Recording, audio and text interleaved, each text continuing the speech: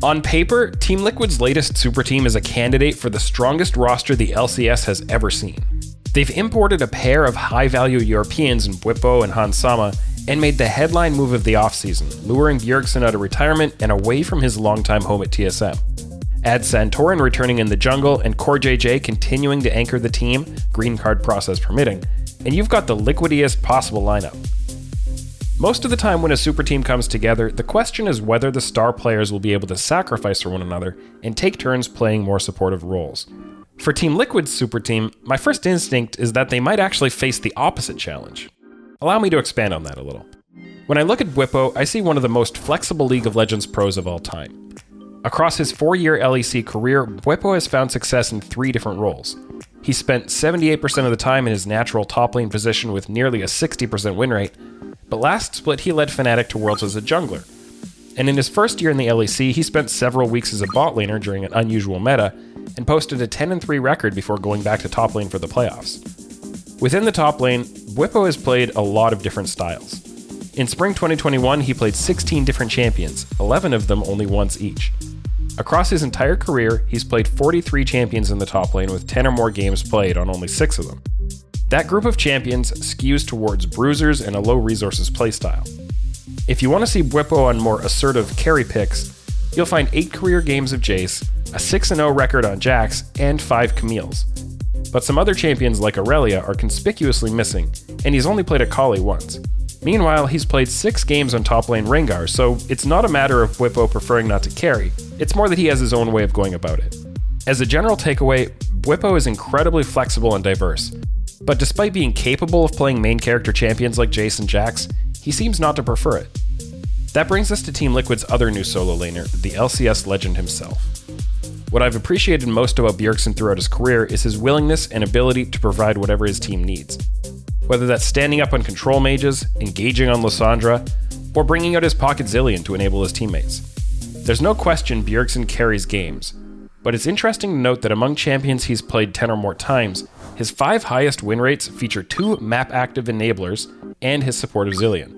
If you look at those champions and add the fact that Bjergsen's returning from a 1-year coaching hiatus and we don't know how strong his mechanics are going to be upon his return, then it's fair to wonder whether Bjergsen will default even more to a supportive, leadership-oriented style and try to enable his teammates to take center stage. Let's not get too carried away with this line of thinking. When you look a little further down Bjergsen's career champion win rates list, you reach a very deep pool of high damage control mages plus a Zed and a LeBlanc for assassin flavor. So this concern is a reach and probably overly pessimistic, but I still think it's fair to discuss. So we've characterized Bwipo as a diverse player who prefers not to play main character champions, and we have an open question about what role Bjergsen will try to play for the team.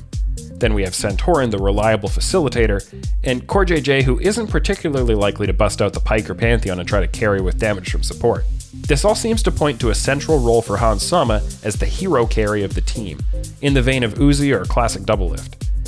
He's got 4 new teammates who can very effectively set him up to dominate, and he's got the skill to capitalize. But is Hans Sama really the hero carry type? When I watch Hans, I see a highly intelligent player with good map awareness and escape mechanics. I see someone who positions well in teamfights and knows how to effectively pick his moments. I see overall a very strong all-around player who will be in the conversation for the best bot laner in the LCS, but I don't see a hero carry. When we look at Hans Sama's farm numbers and damage share from the 2021 regular seasons, he doesn't stand out as someone who had to put his team on his back, statistically speaking. Throughout his career, he hasn't often posted super high damage shares, with the exception of spring 2018 when he played 9 games on Ezreal and Kog'Maw for a Misfits gaming team that missed the playoffs. Hans Sama's career stats aren't at all similar to the kind of numbers hero carries like Uzi and Doublelift have generated in the past, or Ruler and FBI more recently.